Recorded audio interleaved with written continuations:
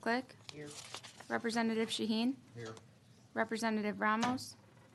Representative Noble. Here. Representative Campos. Here. Representative Hull. Here. Representative Manuel. A quorum is present.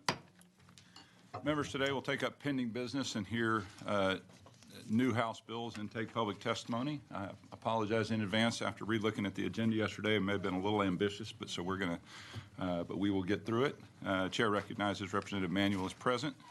Reminder of those in the audience wishing to testify on the bills listed on the agenda, you must fill out a witness affirmation form. Please do it at the witness registration kiosk outside the hearing room, or if you need assistance, please come talk to our able assistant clerk, Blake Albright, to help you. You can also speak with him if you need any help with the translator, if you have a disability for which you need assistance.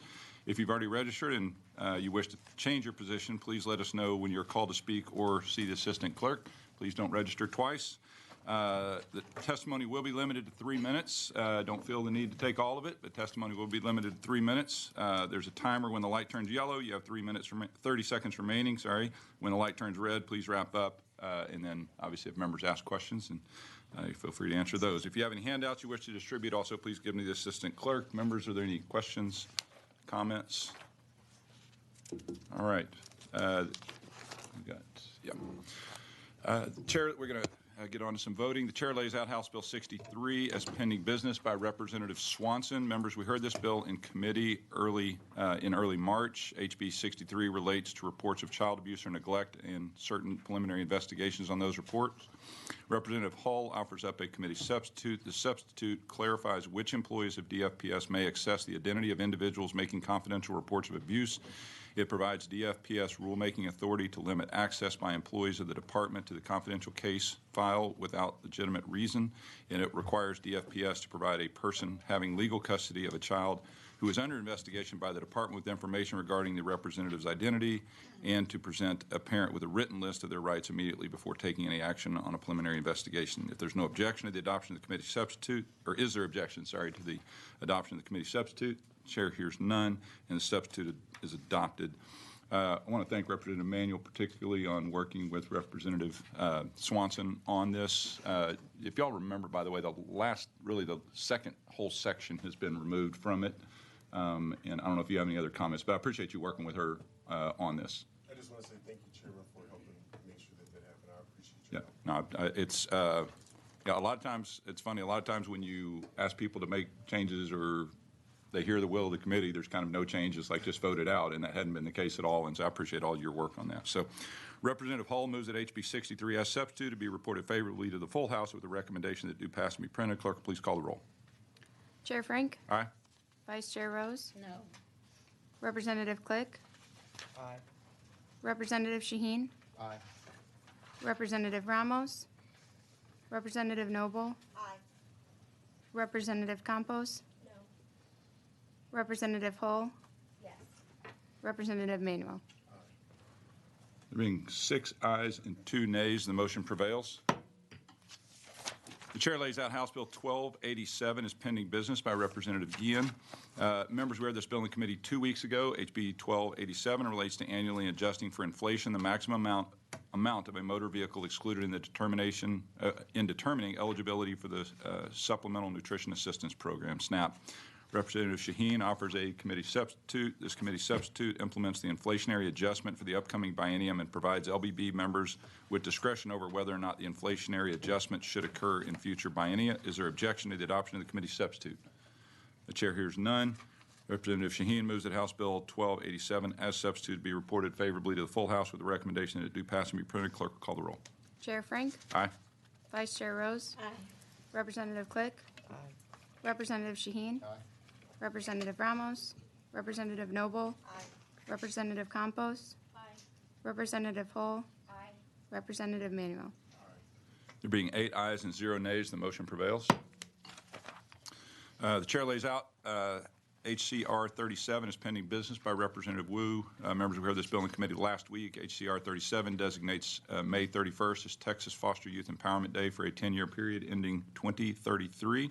Representative Campos moves that HCR 37 without amendment be reported favorably to the full House. Are we going full House with this?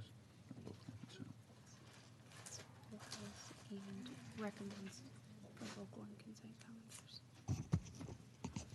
If you want to say that. Where is it? Do we have any going to look on No. consent? Sorry. Hold on just a second. You can say be sent. You can say be reported to the full house and be sent to the committee on local and consent. Okay, Representative Campos moves that House HCR 37 without amendment be reported favorably to the full House and be sent to the Committee on Local and Consent Calendars. Clerk will please call the roll. Chair Frank, Aye. Vice Chair Rose, Representative Click, Aye. Representative Shaheen, Representative Ramos, Representative Noble, Representative Campos, Representative Hull, Representative Manuel. There being 8 ayes and 0 nays, the motion prevails. The chair lays out House Bill 940 as pending business by Chair Dutton. Members, we heard this bill in committee last week. HB 940 relates to the establishment of a private child care task force. Representative Manuel moves that House Bill 940 without amendment be reported favorably to full House with a recommendation that do pass and be printed. Clerk, call the roll. Chair Frank, Aye. Vice Chair Rose, Aye. Representative Click, Nay. Representative Shaheen, No. Representative Ramos, Representative Noble, Nay. Representative Campos, Yes. Representative Hull, Yes. Representative Manuel. There being 5 ayes and 3 nays, the motion prevails. The chair lays out House Bill 2439 as pending business by Representative Themish. Members, we heard this bill in committee last week. House Bill 2439 relates to the individuals to whom notice and information must be provided after the Department of Family and Protective Services or another agency takes possession of the child. Representative Noble moves that House Bill 2439 without amendment be reported favorably to the full House with a recommendation that do pass and be printed. Clerk will please call the roll. Chair Frank, Aye. Vice Chair Rose, Aye. Representative Click, Aye. Representative Shaheen, Aye. Representative Ramos, Representative Noble, Aye. Representative Campos, Aye. Representative Hull, No. Representative Manuel. There being 7 ayes and 1 nay, the motion prevails. The chair lays out House Bill 2802 by Vice Chair Rose as pending business. Members, we heard this bill in committee last week. HB 2802 relates to the Medicaid application form and communication with Medicaid recipients. Do you have any wonderful comments to make on this bill? Pass and send it to local and consent. Local and consent? No, All right. Representative Click, Chair Click moves that House Bill 2802 without amendment be reported favorably to the full House with a recommendation to do pass and be printed. Clerk will call the roll. Chair Frank, Aye. Vice Chair Rose, Aye. Representative Click, Aye. Representative Shaheen, Aye. Representative Ramos, Representative Noble, Aye. Representative Campos, Aye. Representative Hull, Aye. Representative Manuel. There being 8 ayes and 0 nays, the motion prevails. The chair lays out House Bill 2983 by Representative Oliverson, by Chair Oliverson as pending business. Members, we heard this bill in committee last week. HB 2983 relates to a pilot project to provide medical nutrition assistance to certain Medicaid recipients in the state. Chair Click offers a committee substitute. This committee substitute makes minor definitional changes, but most substantially it limits the bill to pregnant women enrolled in Medicaid. Is there objection to the adoption of the committee substitute? The chair hears none, and substitute is adopted. Representative Campos moves that House Bill 2983 as substituted be reported to the full House with a recommendation that do pass and be printed. Clerk, please call the roll. Chair Frank, Aye. Vice Chair Rose, Aye. Representative Click, Aye. Representative Shaheen, No. Representative Ramos, Representative Noble, Aye. Representative Campos, Aye. Representative Hull, Representative Manuel. There being 7 ayes. 2. There being 6 ayes and 1 nay, the motion prevails.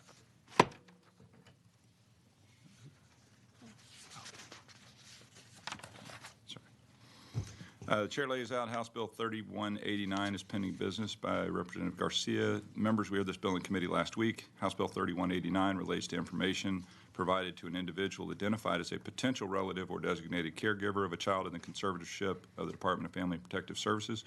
Chair Click moves that House Bill 3189 without amendment be reported favorably to the full House with a recommendation that do pass and be printed. Clerk, please call the roll.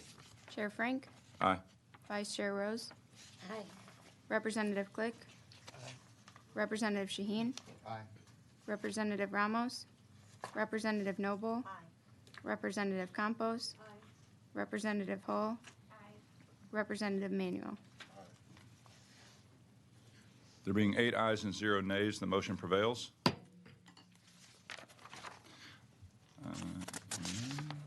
Finally, the chair lays out House Bill 4065 by Vice Chair Rose as pending business. Members, we had this bill in committee 2 weeks ago. House Bill 4065 relates to required reporting by the Department of Family and Protective Services regarding youth in the managing conservatorship of the department who attempt suicide. Representative Campos moves that House Bill 4065 without amendment be reported favorably to the full House with a recommendation to do pass and be printed. Clerk, please call the roll. Chair Frank? Aye. Vice Chair Rose? Aye. Representative Click? Aye. Representative Shaheen? Aye. Representative Ramos? Representative Noble? Aye. Representative Campos? Representative Hall? Representative Manuel? There being 8 ayes and 0 nays, the motion prevails. All right. Members, I'm going to go lay out a bill in another committee, and Vice Chair Rose is going to take over the con. And you got it right there.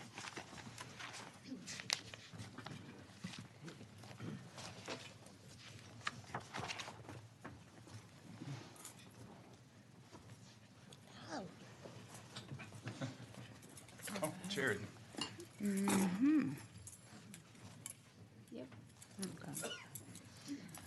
All right. The chair lays out House Bill 1798 and recognizes Representative Howard to explain her bill.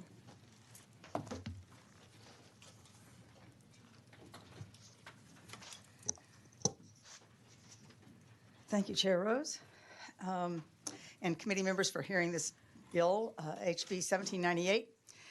Community attendants provide non-technical medically related personal care services available to eligible individuals whose health problems cause them to have limitations in performing activities of daily living, according to a practitioner's statement of medical need. They help these individuals with daily activities such as toileting, dressing, and bathing. And most importantly, they allow individuals with disabilities or chronic health conditions to live independently and remain as active as possible in their communities.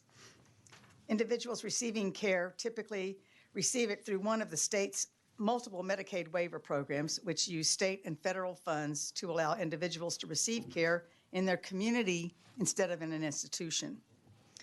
Allowing folks that do not need or want to be in a nursing home to remain in their own homes is both morally and fiscally a responsible choice. Community-based home care is 1/3 the cost of nursing homes and reduces emergency department visits and hospitalizations. It is also the preferred choice of many Texas families. An estimated 275,000 community attendants are currently working full or part-time in Texas and serve more than 300,000 Texans.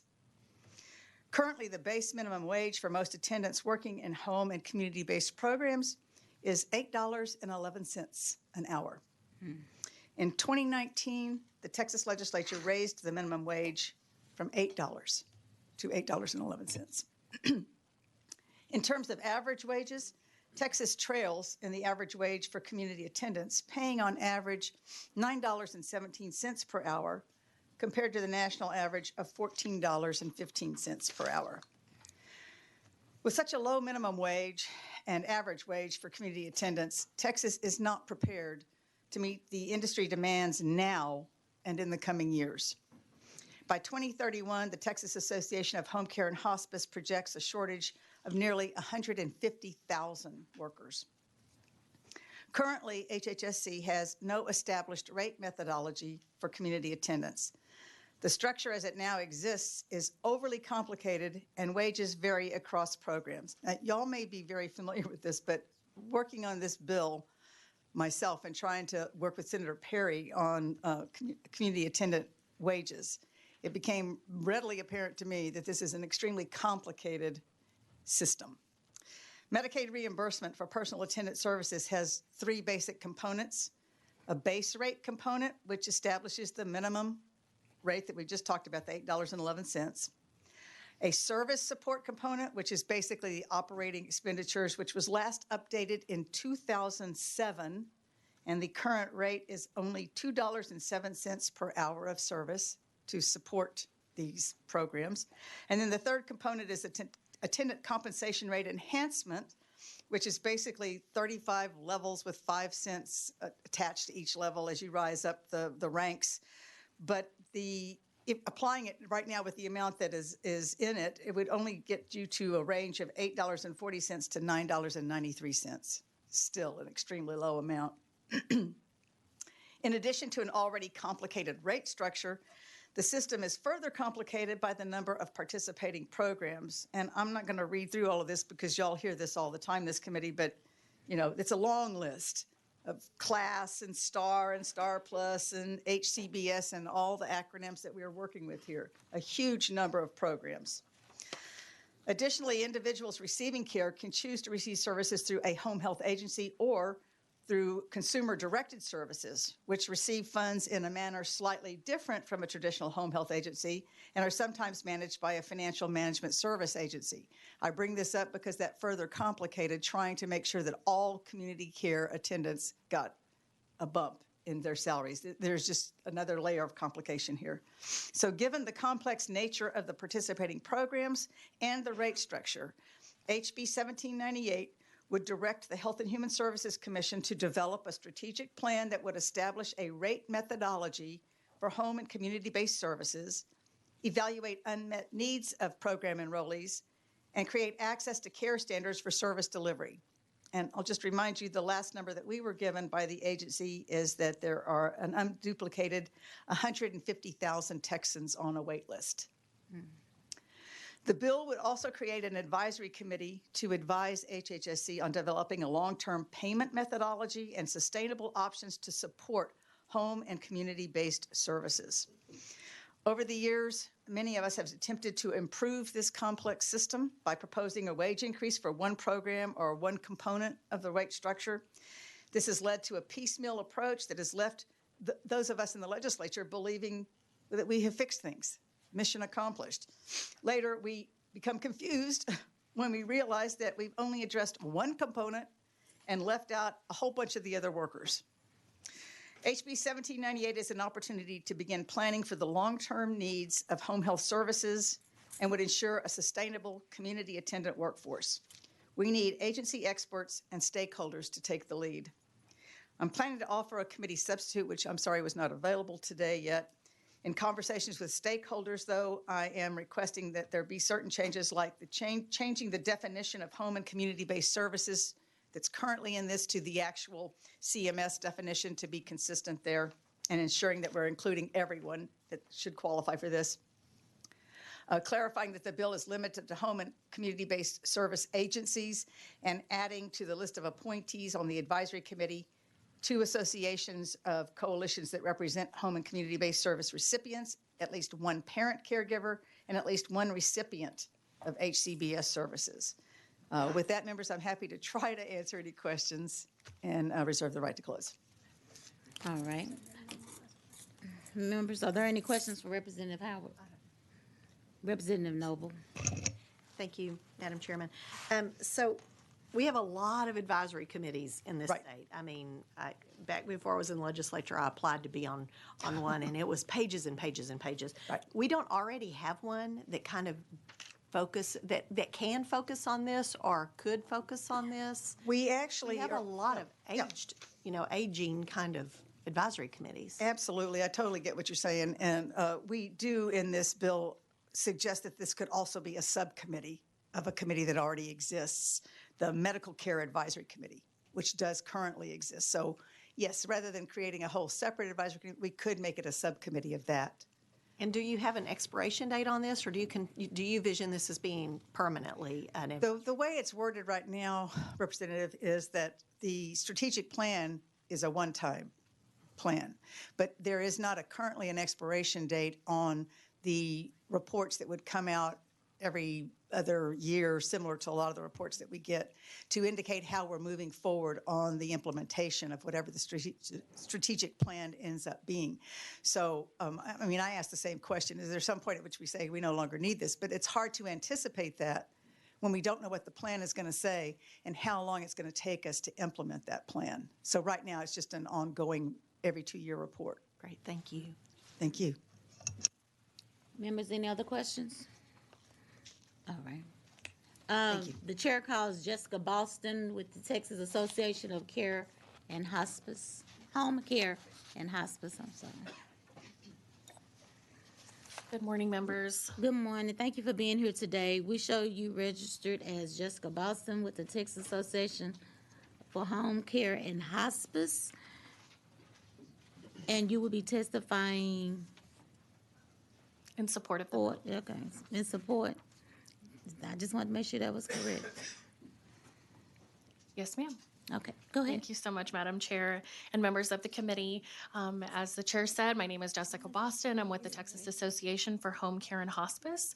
As you may be aware, we represent over 1,200 licensed home and community support services agencies across the state of Texas, providing medically necessary nursing, attendant, and therapy services to over 500,000 vulnerable aged and individuals with disabilities. We also represent a tremendous workforce of frontline healthcare workers of over 300,000 nurses, therapists, and personal care aides combined.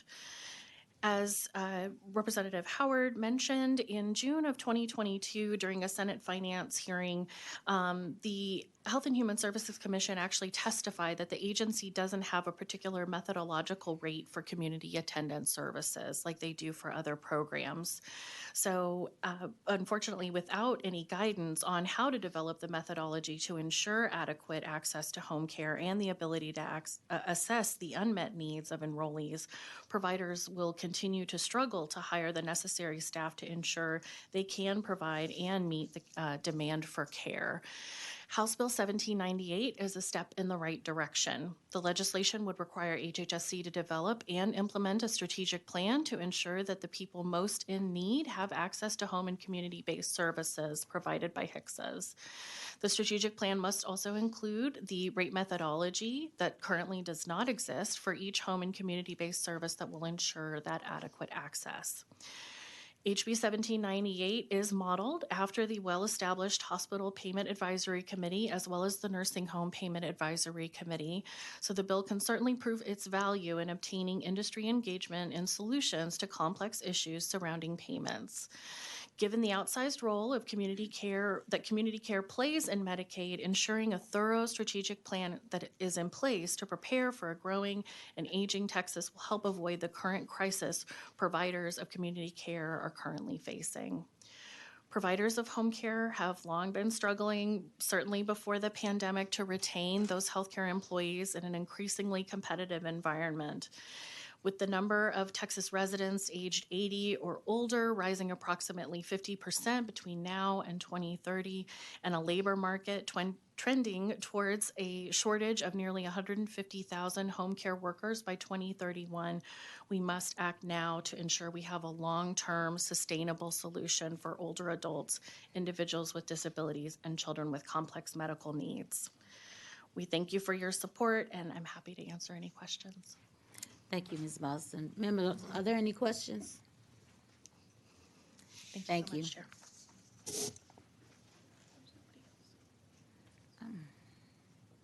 Okay, there are no other witnesses. If there's no one else, is there, well. Yeah, is there anyone else here who wishes to testify on, for, or against House Bill 1798? Seeing none, public testimony is closed, and the chair recognizes Representative Howard to close on House Bill 1798. Thank you, Madam Chair and members. this is obviously something that I feel very strongly about, and I think we need to address. Senator Perry and I have been working hard this session on trying to do what we can to increase the community attendant wages, and it is just a struggle to figure out how to make this work with all the complexities related to this. And I know from my own experience that I've mentioned to y'all before, of course, that when I was having to take care of my husband with his anoxic brain injury at home, I paid for things out of pocket, and it was still difficult to find community care attendants. When you are dependent upon a program that limits the amount that's available to pay for people to provide these extremely necessary services to the most vulnerable among us, we have got to figure out a way to plan for the future and the current, I would say, but certainly for the future here, to ensure that we have the structure in place to provide these workers for the growing number of older and disabled Texans who need these services. It is just an absolute respect for life of these people that we provide these services. And I ask for your favorable consideration of this legislation. With that, if there's no other questions, I close. Okay. If there's no objection, House Bill 1798 will be left pending. Is there any objection? The chair hears none. House Bill 1798 is left pending without objection.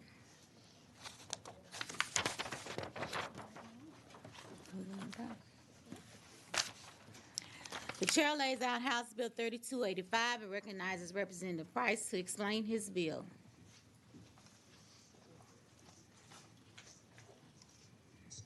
Good morning, Madam Chair. Committee members, thank you for allowing me the opportunity to present House Bill 3285 this morning.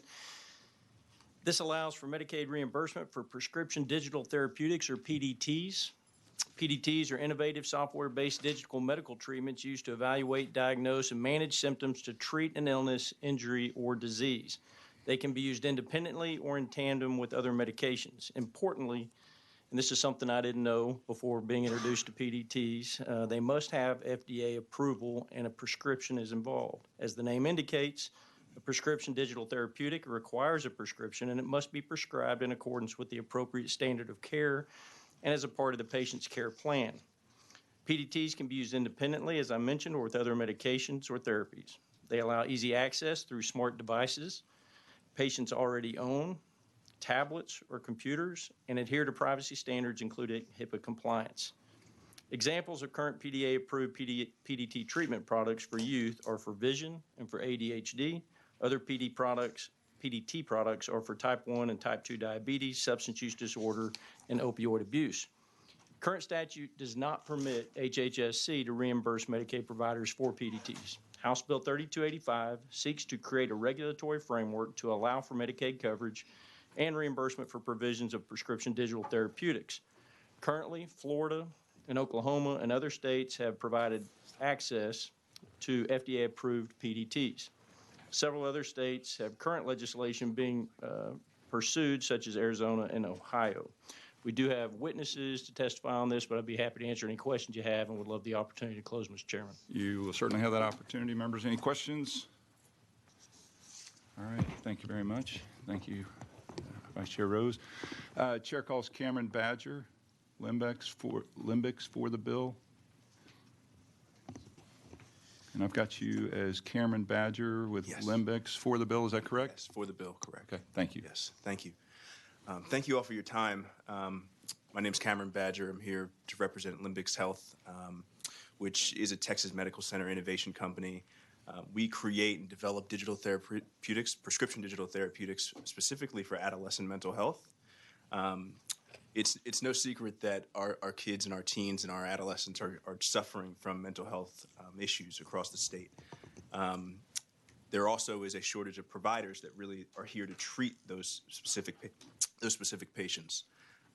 Prescription digital therapeutics isn't going to solve the problem of adding more providers to our community, but it is going to solve the problem of the access that those providers that are fighting for our patients every single day to have resources to be able to go out and make an impact on those patients that are suffering from mental health conditions. I think that everybody in this room can actually think about a family member or a friend or a friend's child or their friends that have suffered from some sort of mental health condition.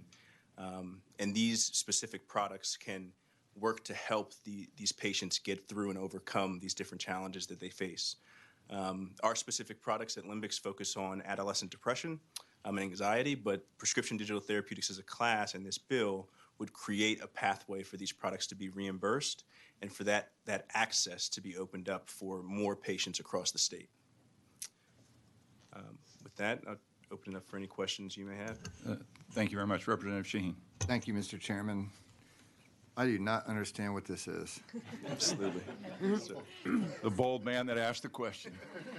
And I've even Oh, we're all thinking it. I've even Googled it, and I still don't understand. So can you be very descriptive on what this does? This says there's digital software to help with mental health. What is the software specifically doing? so we make mobile apps, essentially mobile apps that are prescribed by doctors, overseen by your healthcare provider. They're not wellness products like a Calm or Headspace, which have a very specific area in the market. Our mobile apps are based in cognitive behavioral therapy. They're clinically tried. They go through very rigorous clinical trials. Again, they are FDA regulated products as well, so we do submit through the FDA. These mobile apps essentially can be with the therapy that the provider's also already providing or the medication that the provider's already providing. So pretend I have this application on my phone and I Yes. open it up, I log in, Correct. and it starts the what is it doing? Yeah, so I'll speak for Limbix products for adolescents. Our products, essentially the mobile app's designed for kids to be in it for about an hour per week. They identify goal-driven behaviors that align to their values. They go out into the world, they do those behaviors, and then they come back into the app, and then that's where they have an opportunity to debrief. They have an opportunity to go through psychotherapy. They also have an opportunity to screen for their depressive symptoms over the course of the therapy. So their provider has way more insight into what their care looks like. Like, is the software asking questions, and based on my answers, it's telling me to go out and go do things? So it helps the patients align on different activities that will help them really push through their symptoms. What's an example of an activity? An activity could be going for a walk for 10 minutes with a friend. It could be cooking dinner with my parents. It could be really anything that the adolescent or teen patient finds that helps them get their mood to increase. If I go to your website, is there a demo? Absolutely. Yes, sparkrx.com. All right, I think probably I need to do that. Thank you, sir, very much for being here. Thank you, Mr. Chairman. All right, thank you. Members, any other questions? Yes, Representative Manuel. Hi. I'm wondering, how does the parental consent work with that, with parents question. being involved? So our products are, and all PDTs are under the oversight of a healthcare provider. Specifically for our products for adolescent patients, it would basically be like a provider that prescribed a medication. The parent isn't necessarily involved always in that process. It's up to the provider's consent and then also the patient's consent. But would the parents have access to be able to find out What's and I'm happening. just saying, just because I know we're all kind of with social media, I don't want parents to not be able to know what their teenagers are going through, and would parents still have access just like they would if they called the doctor and said, hey, my child went to the doctor, Yeah. especially in cases of divorce or separation, for the other parent to know what's going on? Is there that access still? So not currently for our products. However, we have gotten a lot of feedback from parents that they would like some sort of companion app, and that is in our roadmap at Limbix.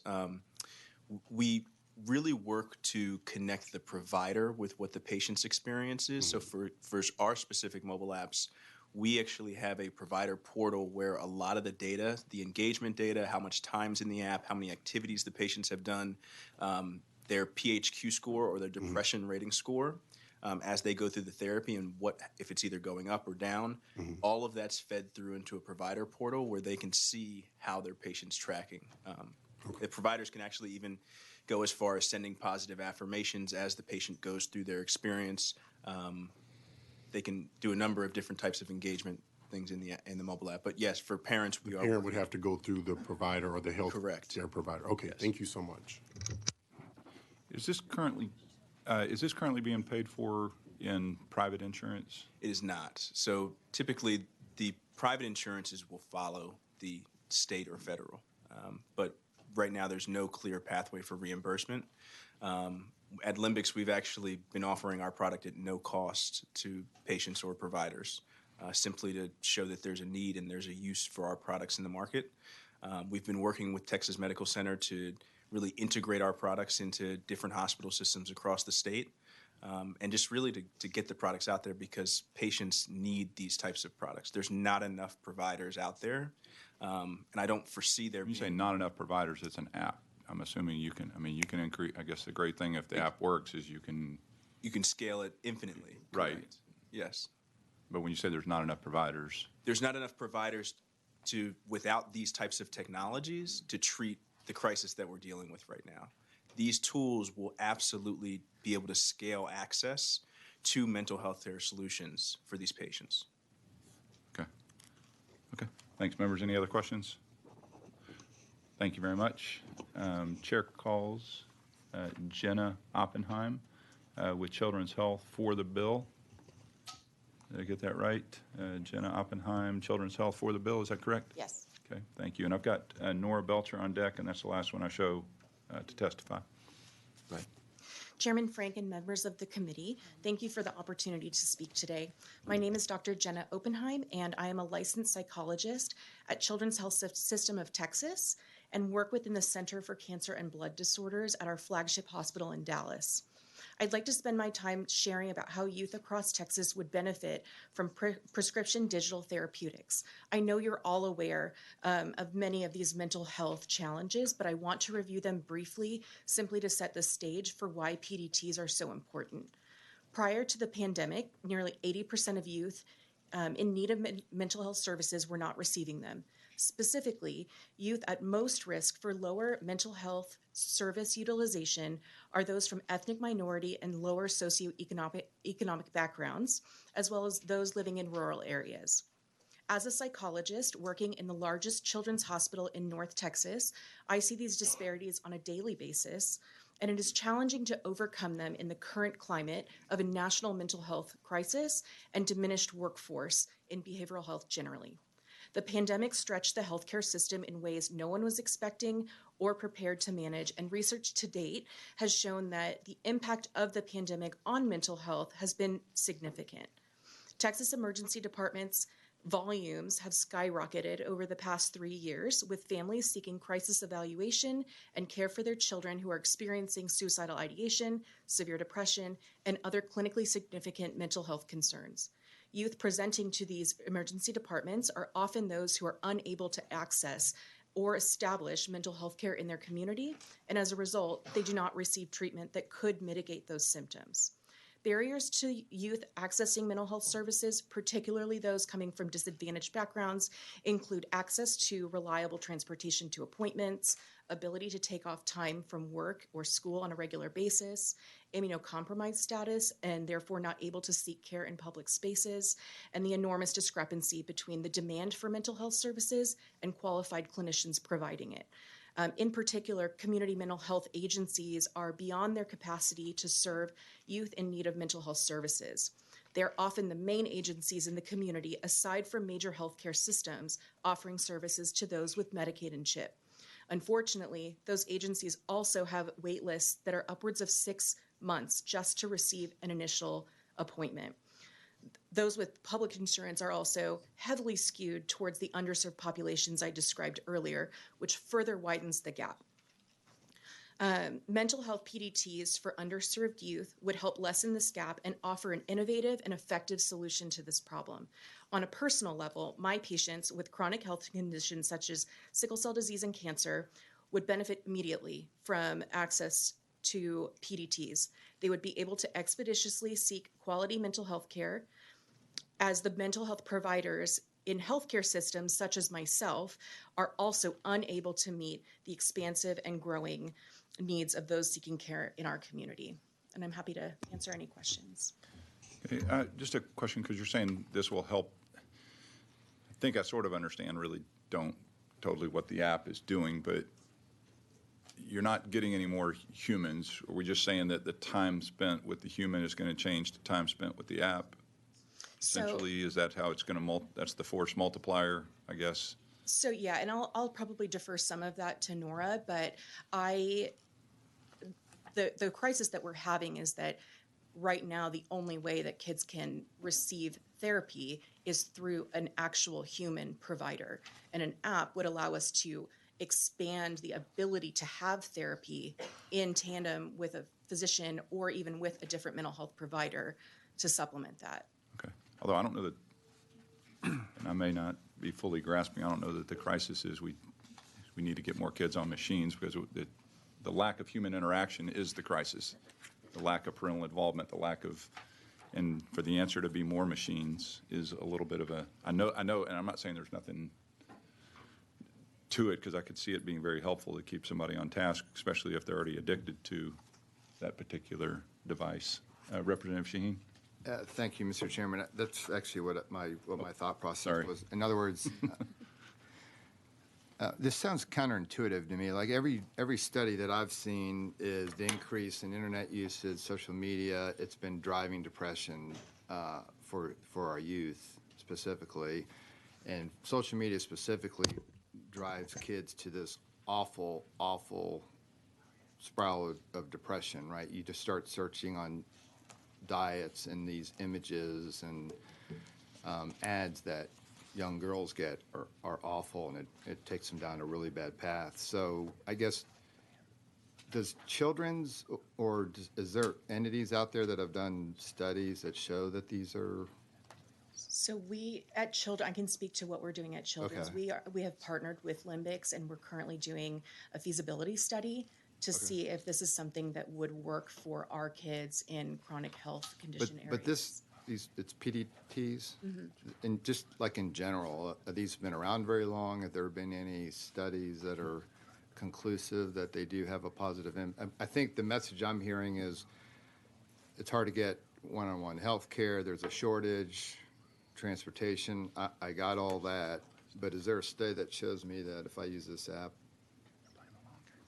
I is am beneficial? not sure on that, and I'll defer that to Nora. To address your point about social media, you're absolutely right. You know, we've had this crisis. Social media use for adolescents has been shown to not necessarily be the best thing that we've had.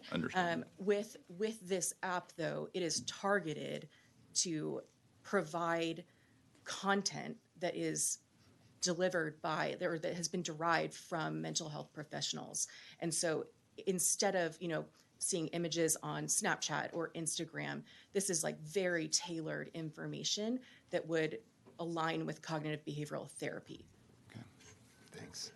Thank you. Members, any other questions? Yes, Representative Manuel. So for instance, like if a child is dealing with clinical depression, of course they would be, if they're taking medication, this would be in lieu of that. So for, like, let's say I'm dealing with clinical depression and the doctor also says you should be out more. So this would be part of the app's purpose to say, hey, this is your 30-minute window to put the phone down and go check with your mom, because this is the time that she gets off of work, or this is the time to go walk the dog or to go to the park, or something to that effect. Yeah, so it wouldn't necessarily be in lieu of something like medications, but the prescribing physician or a psychologist that's working with them, or any mental health professional, could use that in tandem. And the data that comes back through the app helps inform us about other treatment kind of modalities, or if we need to make any shifts towards, the reported symptoms across time. Okay, and so I'm just going to kind of say the only thing that really freaks me out is giving children kind of a step without a parent knowing, because of course, like, there's religious practices, there's so many different things, and that kind of freaks me out. Just a little bit of a parent not knowing an adult is telling their child, hey, go do something that might be contradictory to Absolutely, and I think that that's probably something that we would want to address and make sure that there's a way to mitigate those concerns. And with these licensed professionals, would they be Texas licensed professionals, or would they just be throughout the country? That is a good question for Nora. Okay, thank you so much. Thank you very much. Members, any other questions? Thank you very much. Chair calls Nora Belcher.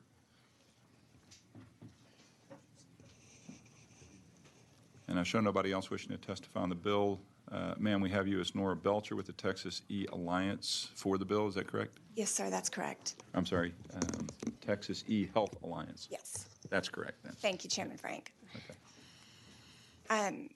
Thank you so much for giving me a few minutes. I'm Nora Belcher with the Texas eHealth Alliance. We are the advocacy group for digital health in Texas. We put together House Bill 3285 and brought it to Representative Price. And as always, I have to thank him and his staff for their diligence because I've had to answer many of these questions already a couple of times. So I'm throwing away my prepared testimony and I'm going to walk down the list of the issues that came up that I was asked to speak to. I'm happy to take any questions.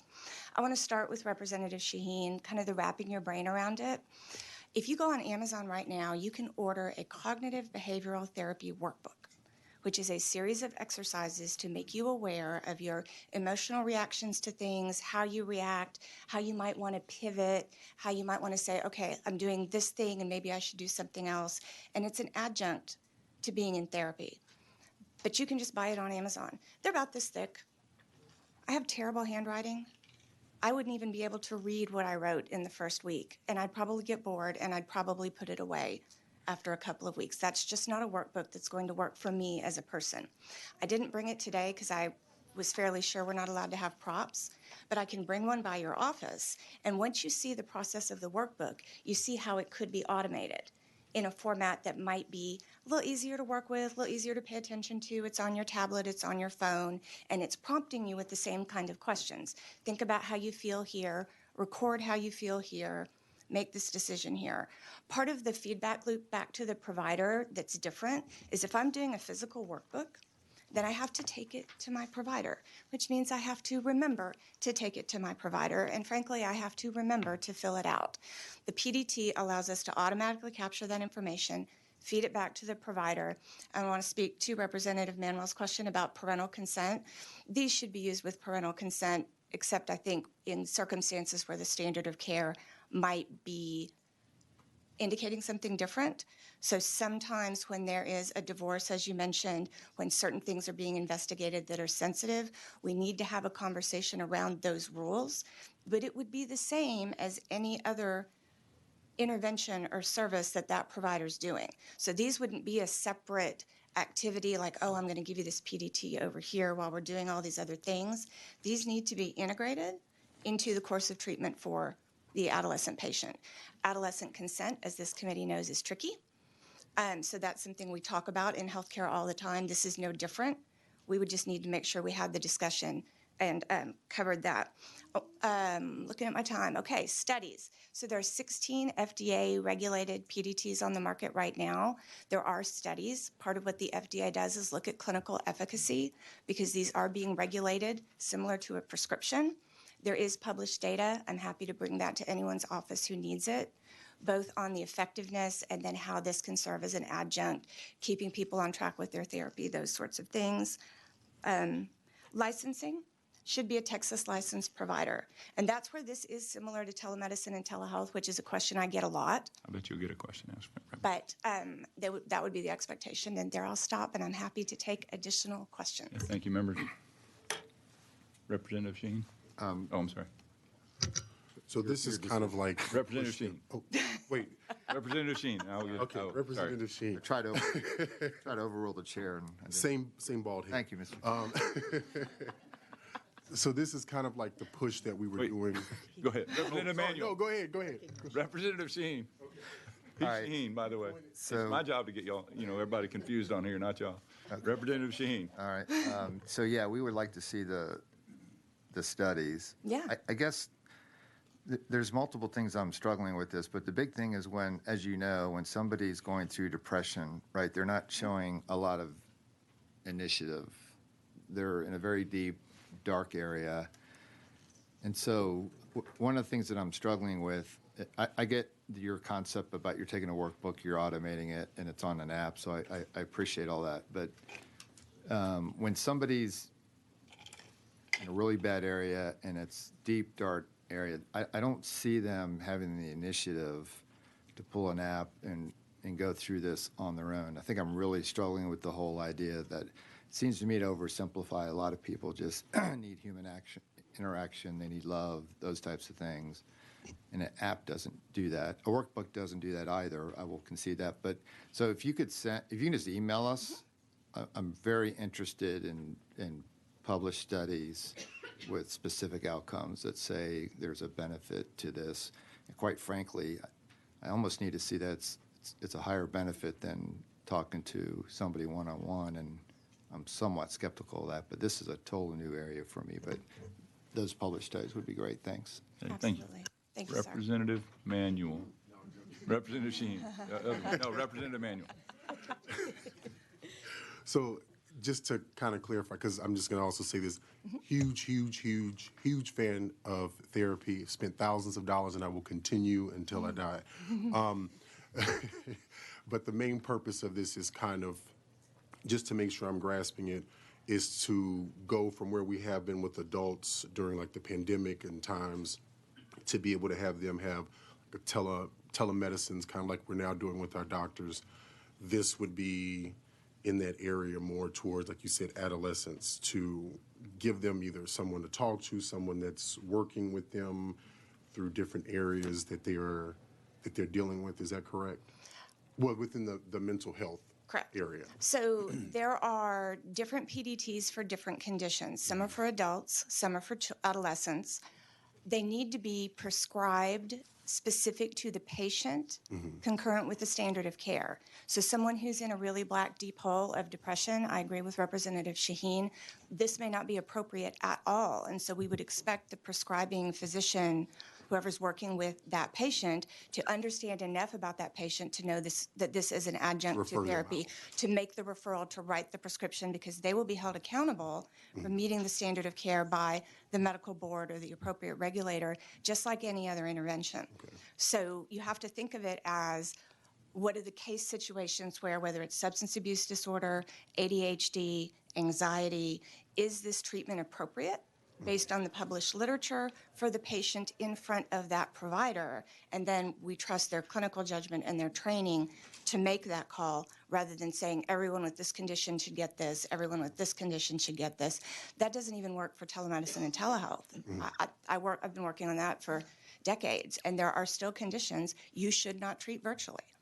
So the standard of care has to prevail, because if it doesn't, we're selling ourselves short and we're doing a disservice to patients. Okay, and that then help? also, I'm sorry, go ahead. No, did I answer your question? Yes, I want no, to make that sure I was get to it. Okay.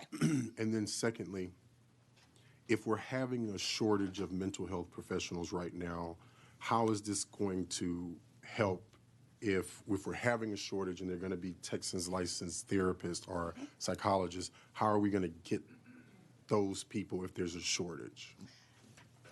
That's a great question. I think there's a couple of different ways it can work. For one thing, a primary care doctor who's consulting with a mental health professional could write a prescription to get someone started on a PDT while they're waiting for their mental health evaluation.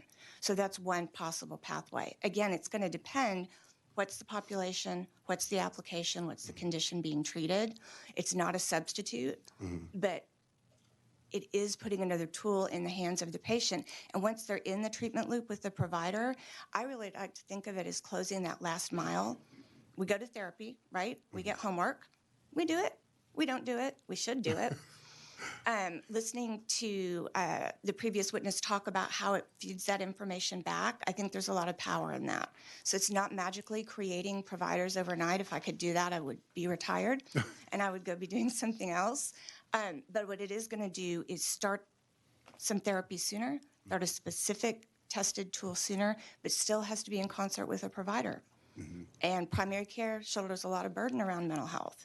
So this is a way that primary care and mental health could potentially work together to get something to someone a little faster, maybe get them a little more evened out, if not completely into treatment while they're on a wait list or they're waiting to get into therapy that's in a little more depth.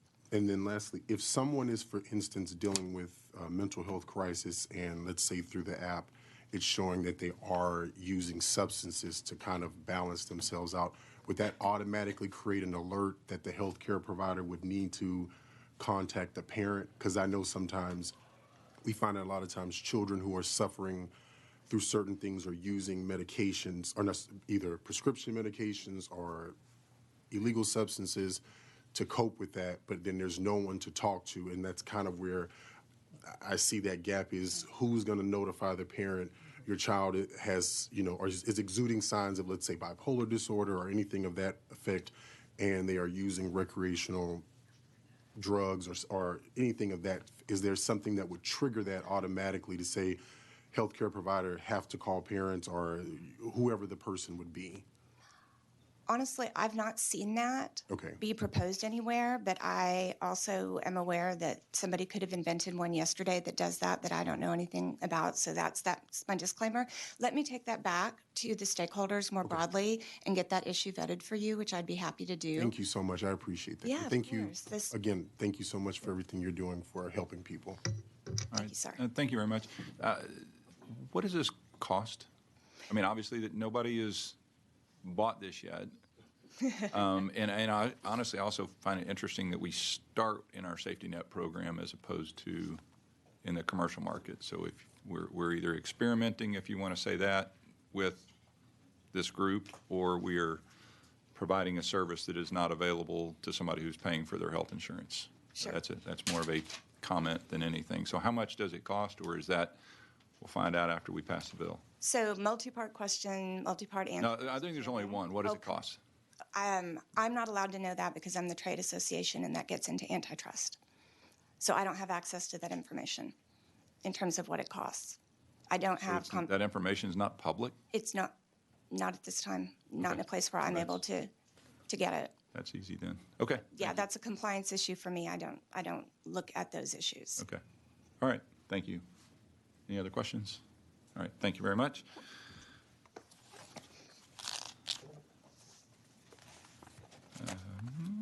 Sorry.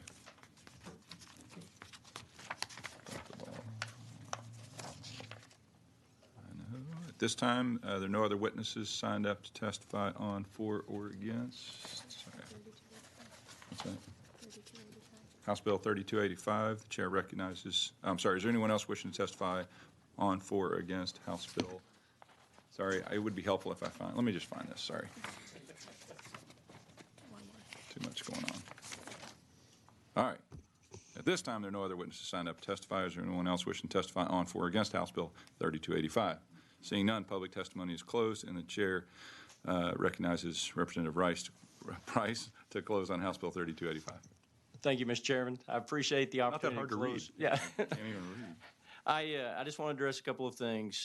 Admittedly, PDTs are innovative. I've been working for the last several sessions on telemonitoring at home, telehealth, telemedicine, which a lot of folks don't even know the difference. But honestly, this is an innovative area, as I mentioned in my opening comments, that has been approved with FDA-approved PDTs in states like Florida and Oklahoma, and other states like Arizona and Ohio are pursuing this because it is a new frontier.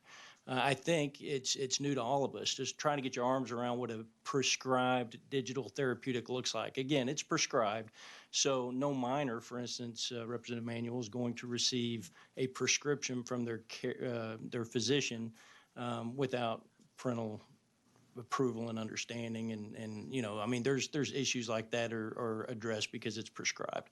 And then also, I just want to make note that we kind of went down what I consider to be a hearing rabbit hole because this kind of got pigeonholed in the mental health area. And while that's important, very important, I want to give you a couple of examples of physical health applications because I think that's important as well.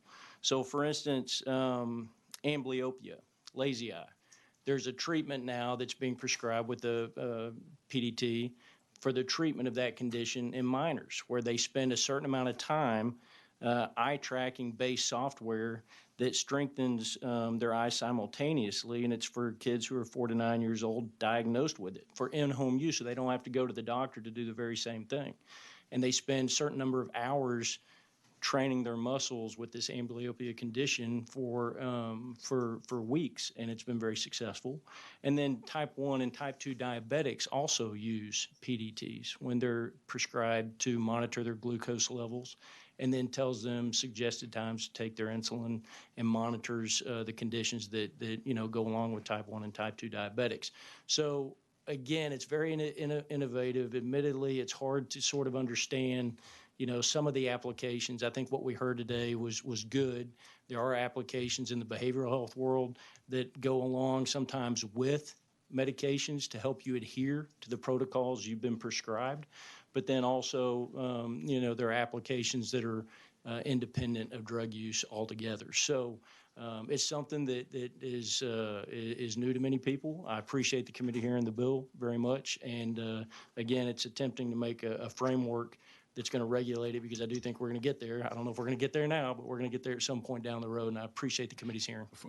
Before you close, just. Oh, yeah. I was just going to say, on the cost issue, I mean, obviously, there is a fiscal note. You can see that. Yep. And as this committee well knows, it's not dynamic. It's very static. If you offer something that's going to be paid through the program, we're going to have to bear some cost. But it doesn't account for avoided trips to the ER. It doesn't account for, the improved health through adherence to a protocol that you've been prescribed. And so obviously, there's some costs associated with additional Medicaid expenditures, but that's my explanation for the fiscal note. Sure. And thank you very much. I knew we would learn a lot on this, and appreciate you bringing it. It's kind of funny when it starts going through the FDA. I mean, I look at this as an app and think can be amazing things.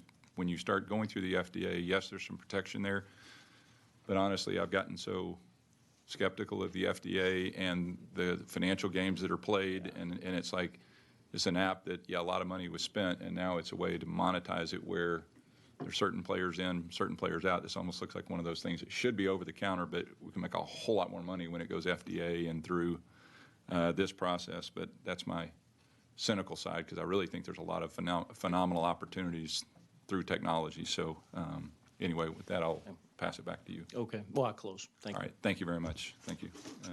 If there's no objection, House Bill 3285 will be left pending. Is there objection? The chair hears none. House Bill 3285 is left pending without objection.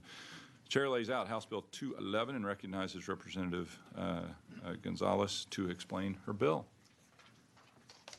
Thank you, Chairman and members. I'm very excited to talk to you all this morning. As you all know, special education and helping and serving people with disabilities is very central to my heart. So I have a bill that I've been working on, as Chairman Frank knows, for a while. It's on inclusive childcare. We know that childcare is extremely important for our working families, but we need to make sure that kids who are kids with disabilities also have equal access to childcare. So this bill basically has three components. It reaffirms what's already in law about facilities required to be ADA, but it also gives exemptions, because as we heard from last session, we don't want to overburden our childcare industry, because we know that we have a childcare gap, but we do want to incentivize them supporting kids with disabilities. So it does give the exemption, and additionally, it does talk about the training that would be possible for childcare providers in order for them to best serve our kids with disabilities. Chairman, we have some wonderful witnesses, and I'll let them tell their stories, and then I reserve the right to close. Yeah, you can certainly have that. Members, any questions of Representative Gonzalez? All right.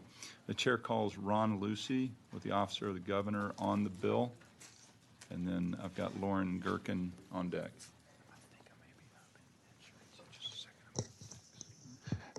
Good morning, Chairman Frank, honorable members of the House Human Services Committee. My name is Ron Lucy, and I'm the Executive Director of the Texas Governor's Committee on People with Disabilities. I've appeared before this committee before, but just to remind you, the Governor's Committee on People with Disabilities is a 12-member advisory committee with members appointed by Governor Greg Abbott. At least 7 of those must be Texans with disabilities. Our committee includes caregivers of adults and youth with disabilities and disability advocates. And you are on the bill. And I am on the bill as a resource neutral. In the past, each of you have received a copy of the Governor's Committee's biennial report. which I refer to as the top 99 issues impacting Texans with disabilities. And one of your witnesses has copies of those reports to hand out another copy to you today that has a policy recommendation that aligns with the goals of this bill.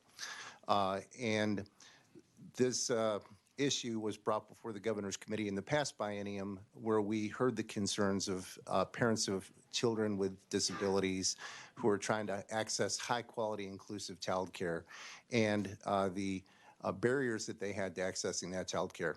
Now, I'm not really good with numbers and remembering bill numbers, but House Bill 211 was easy for me to remember because when Texas families need help from Health and Human Services, they call 211 Texas. That's their first call for help, for assistance. And Texas families of children with disabilities need our help when it comes to accessing inclusive, high-quality child care. They often face barriers from child care workers that don't have adequate training on how to serve children with disabilities or developmental delays. And for those children that are age birth through age 3, they're also eligible for early childhood intervention services through HHSC. ECI is a critical service which is provided in natural settings like the home or in a child care preschool placement. And that includes therapies like physical therapy, occupational therapy, or speech therapy to help close those developmental gaps for those children. So the Governor's Committee's policy recommendations that align with this bill are recommendation 6.8 and 6.9. 6.8 recommends minimum standards for in-service training on serving children with developmental disabilities and other disabilities in preschool child care settings. And 6.9 refers to closer coordination between child care facilities and our ECI program, both to provide referrals to ECI for those kids that are identified in a preschool setting as potentially having a developmental delay, and to also coordinate services in that same setting. You have other witnesses that can speak to their lived experience trying to access child care for their family. I'm not here to provide a lived experience story, but I can tell you my family also had a challenge with this issue with our daughter who has a disability, and we also had some exclusion experiences trying to access child care. Despite meeting all the other criteria for our child at that time, we still encountered many closed doors for our family. So I know this to be a serious concern which affects people's ability to go to work, and for that same family to have their child have the same experiences that every other child at that age enjoys. I'll take any questions you have. Okay, thank you very much, and I appreciate it, and appreciate you working on these issues, because this is one of those, obviously, I think we want to make things as inclusive as possible for every kid.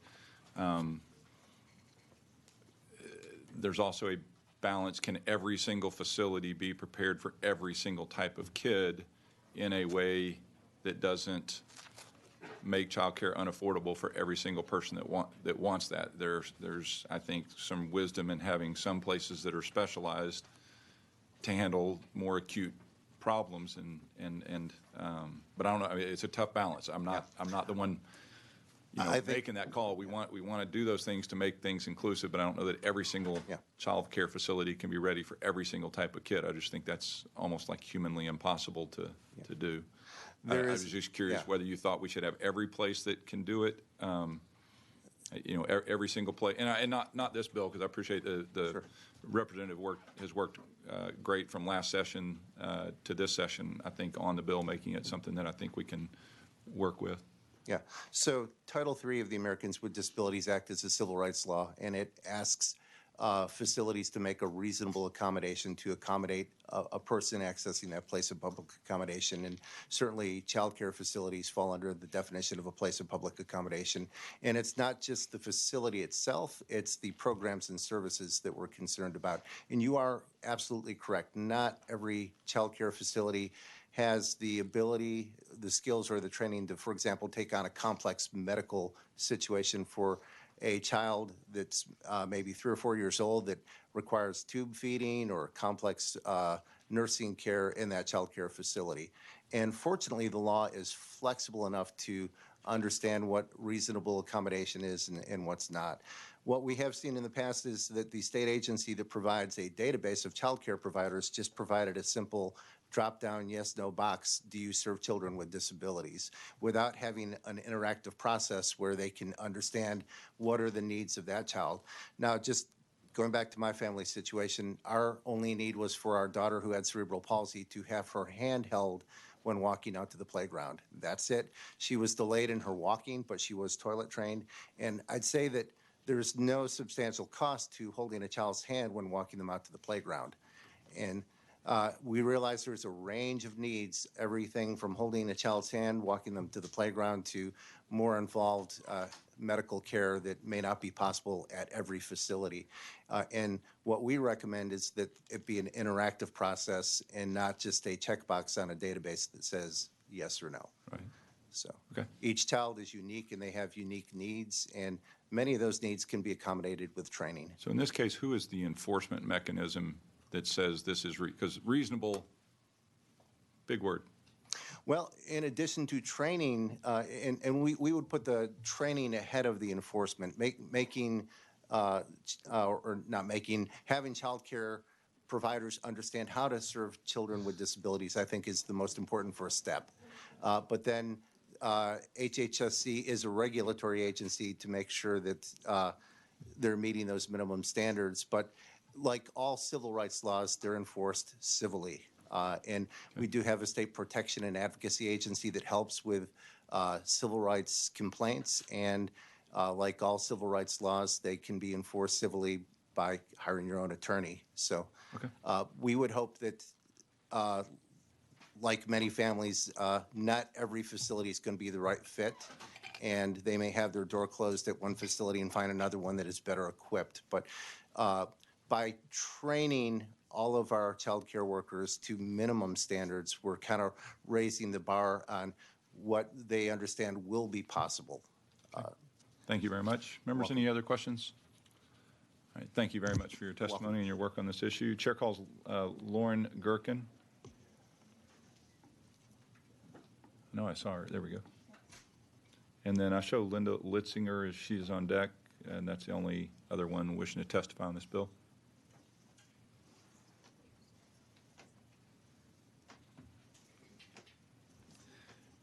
And I show you as Lauren Gherkin with the Texas Council for Developmental Disabilities on the bill. Is that correct? That is correct. All right. Blake, would you mind?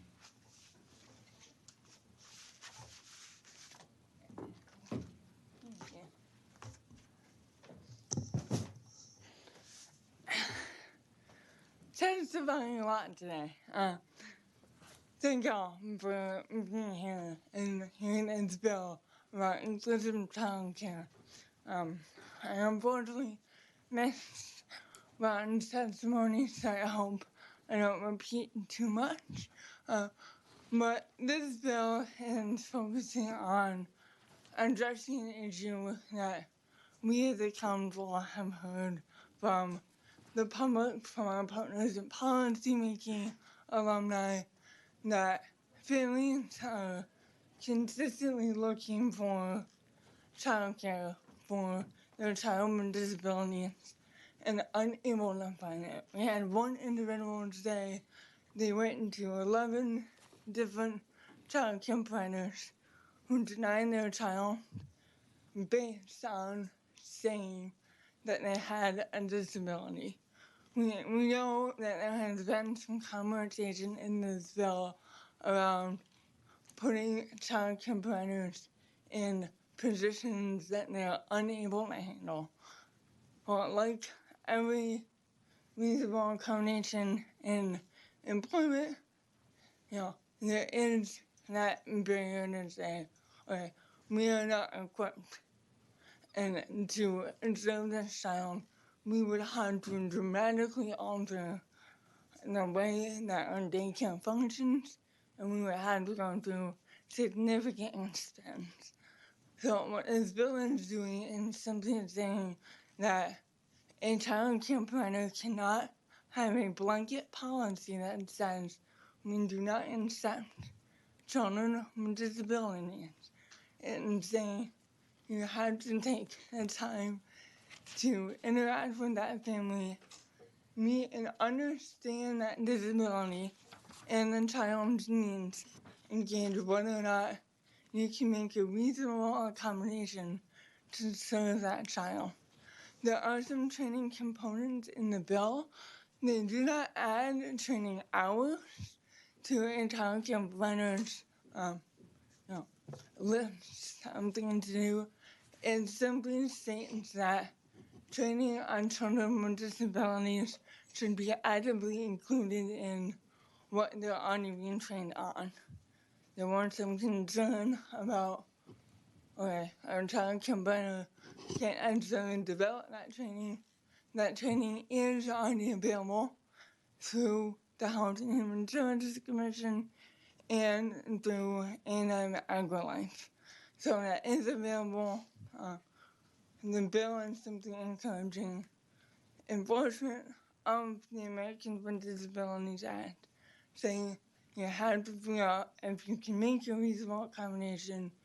If that reasonable accommodation cannot be made, then there are permanent to turn it down, and that training support will be there to help providers understand serving a child with a disability better. Okay. Thank you very much. Great job. Members, any questions? I just had one. You're showing on the bill. Yeah. Okay. Do you have concerns about the bill somewhere? No. So the Texas Council for Developmental Disabilities is a state agency operating under TEA. Okay. So it's more, you're more here as a resource witness, but Yeah. telling us, okay. I just wanted to make sure I understood that. Yeah. All right. Thank you, members. Any other questions? Thank you very much for your testimony. It's Thank always you. great. Chair calls Linda Litzinger.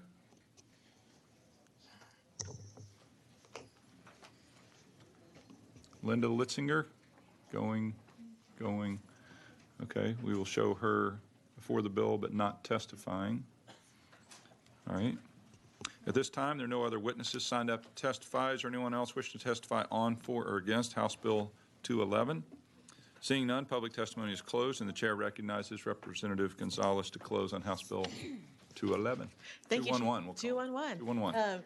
Chairman, when I started working on this issue, remember we had people who were against this bill, not this bill, the bill, this topic. And then I went over the interim and worked with people, and I think even today there's nobody against the bill. I think it's because we have really worked with folks to try to find a balanced solution. We're not starting with punishment. We're starting with, hey, let's just become more aware and create more opportunities for conversation. And that's really where we're starting the conversation to help the whole industry be inclusive. And we think this might be a balanced approach to address inclusive childcare and worthy of your consideration. And happy, honestly, to work with anybody who wants to work on this issue to make recommendations on this topic, because I think it's really important. Okay, thank you very much. And I do appreciate the work on it. Obviously, we talked about it last session and really trying to weigh that balance of making sure that we are being inclusive, but that we're also not pricing every parent out of the ability to get care for their child, making sure that we're giving, and we could and should give more help to people whose kids have more acuity. So anyway, it's a challenging issue, and appreciate you getting in there and rolling up your sleeves literally all the way. Oh, yeah. Anyway, with that, you want to? So I just want to say thank you again for the opportunity. We have really worked on it. We don't want to be overburdened. We know there's childcare deserts already. We know the problems. We do want to try to find the first step, and we think this might be the first step. So thank you, Chairman, and thank you, Committee. I close. Yeah, all right, thank you very much. If there's no objection, House Bill 211 will be left pending. Is there objection? Chair hears none, and House Bill 211 is left pending without objection. The chair lays out House Bill 3466 and recognizes Representative Campos to explain her bill. And we're, just by the way, we are staying in seniority order, just for those of y'all in the audience, we're staying in seniority order. Most of the time she had some witnesses in common that we're grouping. So Thank you. she pulled a I'm a member of the committee card one time. Just one time. But we're, Just one time, I promise.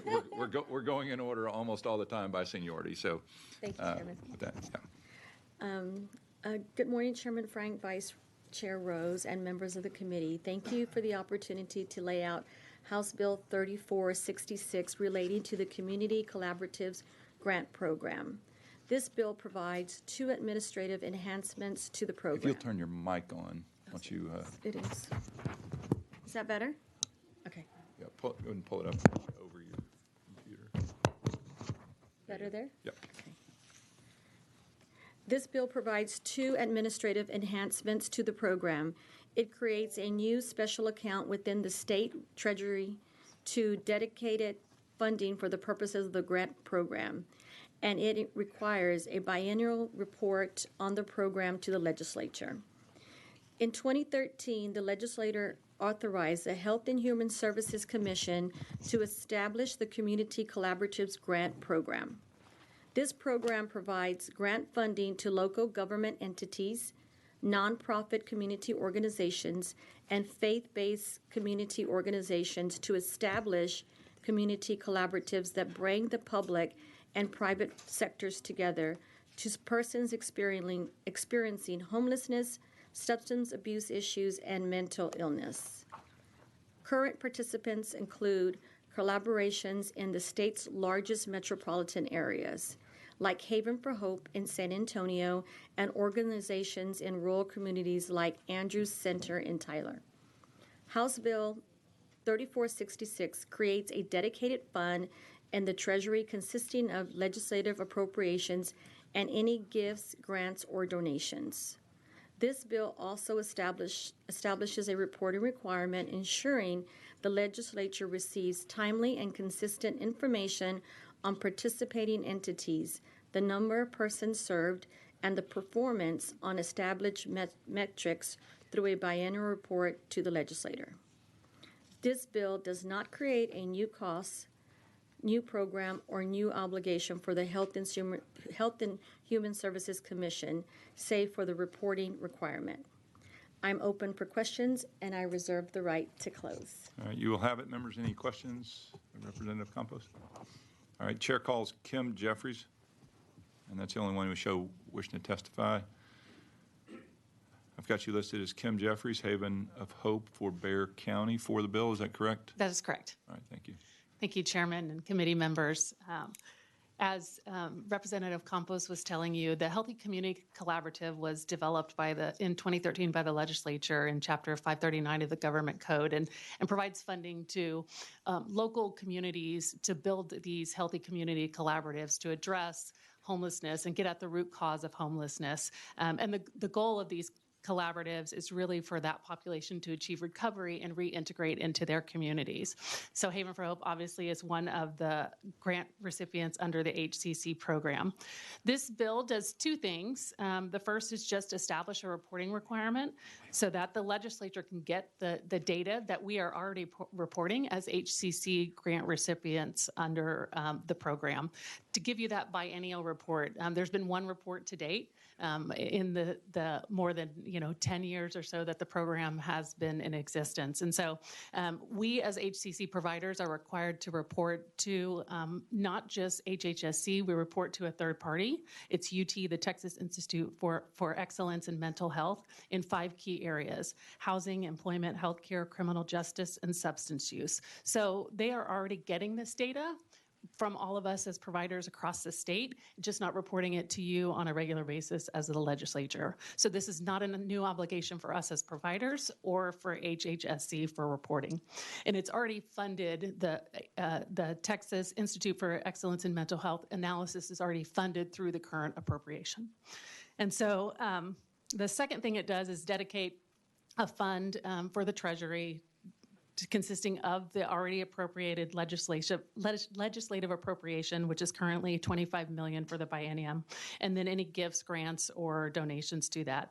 This really just demonstrates by the legislature that there is a commitment to ensuring that the services that we're providing to those experiencing homelessness and we're doing through the HCC and the real outcomes that the legislature is committing to that program. It also, a report would be provided to the legislature on these funds through the Comptroller's office, as normal is with any kind of dedicated fund in the Treasury. So I do want to reiterate that this does not create a new cost.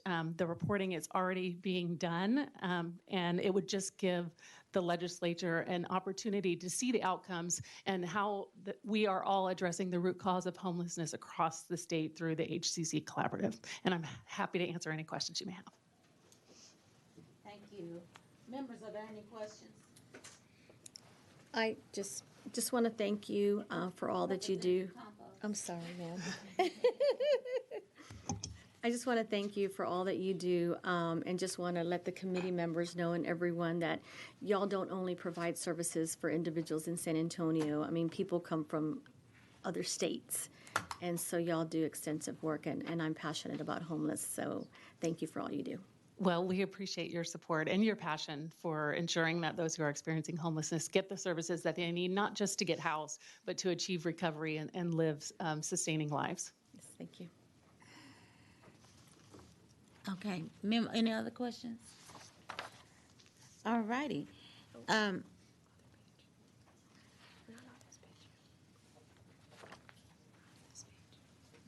I got it.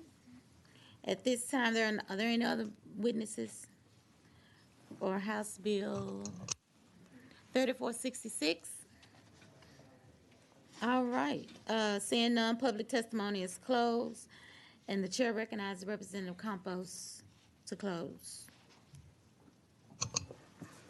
HB 3466 provides for administrative enhancements to the Community Collaboratives Grant Program.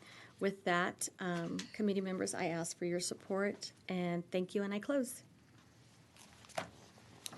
Thank you. If there's no objection, the chair, House Bill 3466 will be left pending. Is there any objection? The chair hears none. House Bill 3466 is left pending without objection.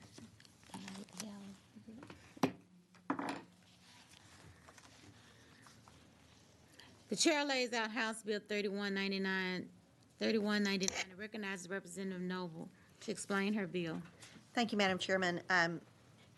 Members, for letting me the opportunity to lay out House Bill 3199. Members, in 2019, as part of the do not hire provisions in House Bill 3, we added a pre-employment affidavit for public and private schools, which requires applicants to disclose whether they have ever been charged with, adjudicated for, or convicted of having an inappropriate relationship with a minor. This affidavit does not bar employment if the allegation was false, but requires disclosure of all relevant facts about that allegation. The employer then has the discretion to use the information provided in the affidavit to determine whether the charge was false and ultimately determine whether they're going to hire the applicant.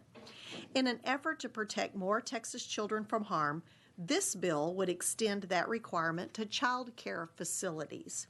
This is critical to add this additional tool for child care directors to screen out predators who might seek employment to gain access to our vulnerable children. Happy to answer any questions, and I reserve the right to close. All righty. Members, are there any questions for Representative Noble?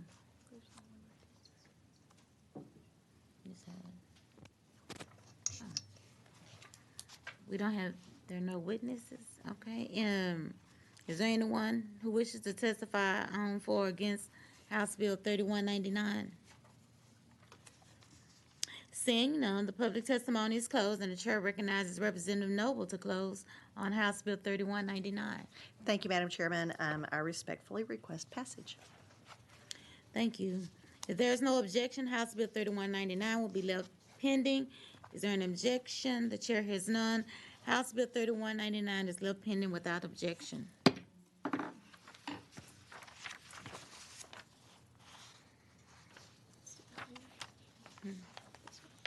Oh, she have two bills?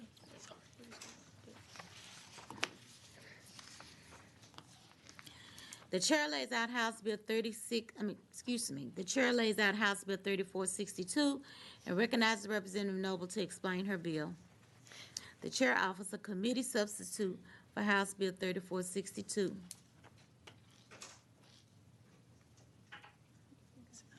All right, thank you, Madam Chairman.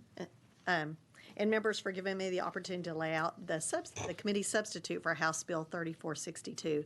Members, in 2015, HHSC Sunset Bill directed the agency to consolidate several ombudsman offices. While the offices were consolidated, the 5 related statutes remained unchanged. As a result, consumers, ombudsman staff, and HHSC program staff face a confusing set of authorities and procedures established by the 5 separate ombudsman statutes. This bill will align those statutes to reflect the changes that were made after transformation. This bill will consolidate the statutes and also streamline the statutes, bringing more efficiency to the ombudsman program. Currently, although the 5 ombudsmen are located in one office, they each have different powers and duties. To bring consistency, this bill will align and standardize the powers and duties of all 5 ombudsmen. Lastly, under current statutes, only 2 of the 5 ombudsmen are required to submit reports. Reports are not currently required for the other 3. So this bill will require one unified report covering all 5 ombudsman offices, resulting in better accountability and transparency and an overall better experience for Texans. We do have a resource witness here from HHSC if we need it, and I'm happy to answer any questions and reserve the right to close. All right, members, are there any questions for Representative Noble? We will now begin public testimony on House Bill 3462.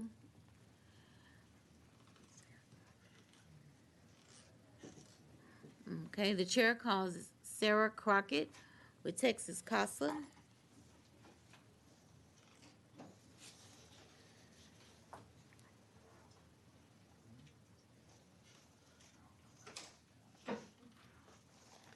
Thank you for being here today. We show you registered in favor of House Bill 3462.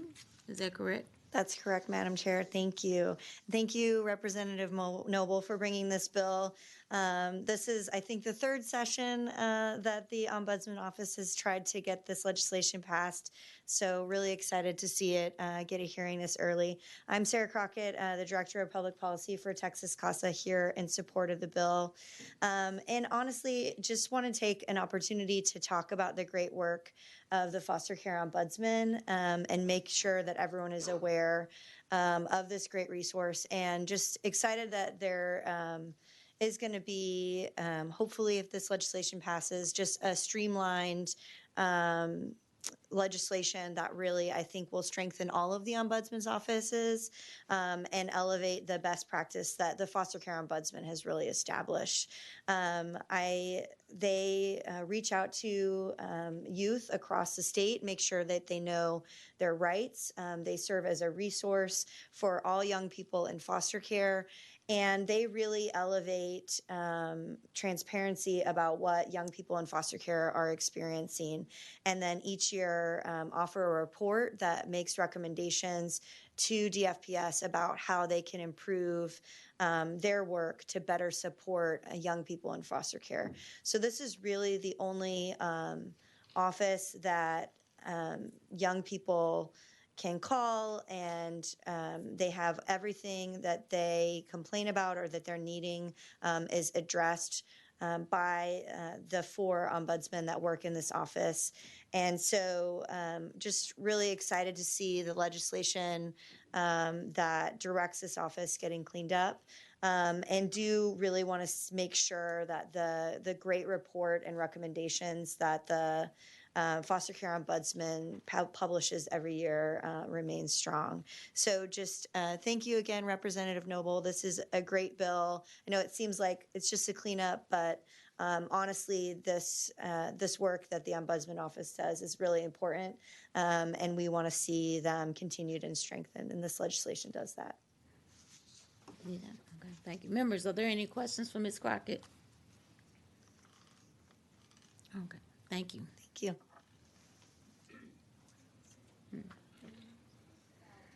Oh, okay. At this time, there are no other witnesses signed up to testify. Is there anyone who wishes to testify on, for, or against House Bill 3462? Seeing none, public testimony is closed, and the chair recognizes Representative Noble to close on House Bill 3462. Thank you, Madam Chairman. I respectfully request passage. Okay, the committee substitute is withdrawn, and if there is no objection, the bill will be left pending. The chair hears none, and House Bill 3462 is left pending without objection.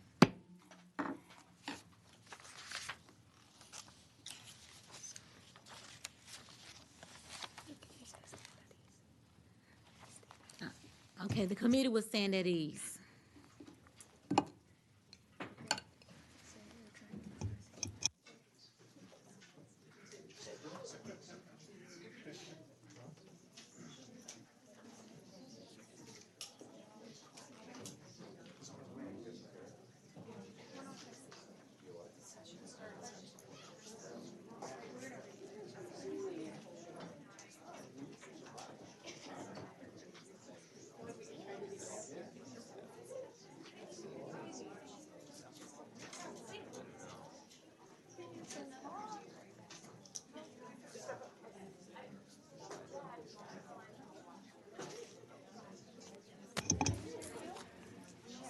Excuse me. Oh, never mind. Cole's here, so we're just gonna hear this one.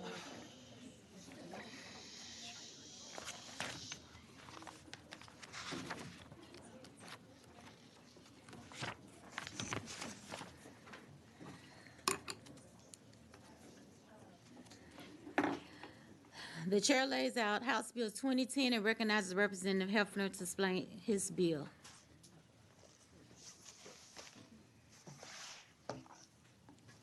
I turned 40, so bear with me. A couple of years ago. Thank you, Madam Vice Chair and members of the committee. Thank you for hearing my bill today. Texas was the first state in history to pass a safe haven law in 1999. 10 years after Representative Morrison championed this policy, all 50 states had some sort of safe haven law to address the issue of infant abandonment. This 1999 safe haven law, also known as the Baby Moses Law, has made a massive positive difference and brought public awareness to the issue of infant abandonment by establishing safe haven locations. Despite the significant progress, infant abandonment remains an issue that we should address, especially here in Texas, where we lead the nation in infant abandonment. Between 2017 and March 2023, Texas recorded 95 infant abandonments outside of safe haven sites. The next highest, California, a state that has almost 10 million more residents than we do, only had 35. So under the current safe haven law, children are required to be surrendered face-to-face to a staff member at designated authorized locations. These designated locations are emergency medical service providers, hospitals, and certain child-placing agencies. While the safe haven law has been successful and certainly has saved a lot of little babies' lives, face-to-face relinquishment is a barrier that some mothers in crisis cannot bring themselves to overcome. The purpose of this bill is to provide a reasonable option for distressed parents who see no alternative beyond infant abandonment. House Bill 2010 seeks to expand the current safe haven law to allow for a controlled environment for safe surrender of an infant in accordance with numerous health and safety standards to which any designated care center would need to adhere. Members, I want to make sure that I'm very clear that this bill does not diminish, limit, or in any way change a current provider's ability for face-to-face relinquishment under the safe haven law. While it extends the ability for face-to-face relinquishment to law enforcement agencies and confirms explicitly that fire stations are also a designated location, it does not remove any designation location that is already a safe haven. Designated providers are still able to receive relinquishment face-to-face. What this bill seeks to do is expand safe haven by allowing newborn safety devices to be a part of the process to allow for anonymity, safety, and most importantly, to save lives. This bill does not require that any designated location opt into the newborn safety device aspect. House Bill 2010 simply seeks to add to the current list of designated infant care providers and define, authorize, and prescribe the manner in which these newborn safety devices must be installed and the standard to which they must be maintained. Should the provider opt in to a newborn safety device, they would be responsible for the fundraising or appropriating the cost of installing the device. These devices would also be required to contain an alarm, which would be regularly tested. Ask for y'all's favorable consideration of this bill, and be happy to answer any questions. Reserve the right to close. Thank you, Rep. Hefner. Members, are there any questions? I have a question. On line 15, 14 and 15, you crossed out by the Department of Family and Protective Services, where it talks about it could be a child placement agency license, but you scratch out the Department of Family and Protective Services. Facility under. I'd have to dig into that for you, Madam Chair. Okay, all right, no problem. I'll figure that out for you. Okay. Members, any other questions? Okay. Okay. All right. At this time, there are no witnesses signed up to testify. Is there anyone else who wishes? Do you have one? Okay. And your name? My name is Pamela Allen. Miss Allen, did you register? I thought that I did. I suppose that I did not. Is there a way that I can do so? Blake, could you assist her, please?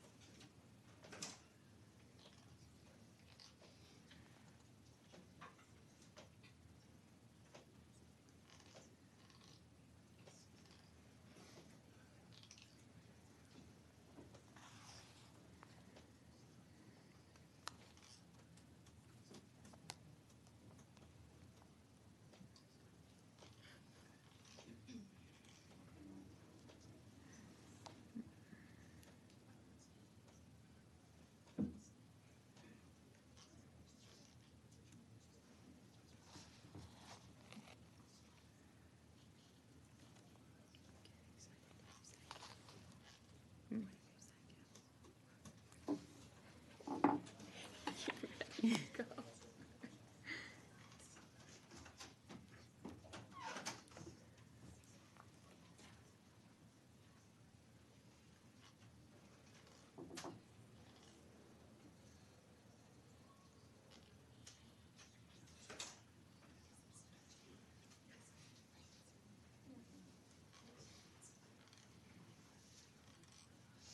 Okay. Wait. Well, Okay, go ahead. I appreciate you allowing me to speak today. My name is Pamela Allen. I'm the CEO of Eagles Flight Advocacy and Outreach. okay. Are you representing yourself? Yes, I am. Okay. And you are for the bill? Yes, I am. Okay. You can go ahead with your testimony. Thank you, members of the committee. As I said before, my name is Pamela Allen, and I am the CEO of Eagles Flight. Part of what my nonprofit organization does is bury abandoned infants. And I listened to the statistics that were just shared earlier, and I'd like to say that we would love to be able not to have to bury any more abandoned babies, babies found in trash cans, babies found at the side of the road. This has been my job since 2013, to give these babies honor and dignity. But one of the biggest obstacles for mothers, as we've interviewed those mothers who have illegally abandoned their babies, is that they do not want that confrontation. They do not want someone to talk them out of a decision that was so very hard for them to come by. And so we believe that these baby boxes would be an absolute obstacle for these women when they're making their way towards a trash can. We absolutely would recommend that these babies be given up for adoption. But in the crisis that we're seeing our nation in, and even our state of Texas, some of these mothers don't have that ability to go to an adoption agency.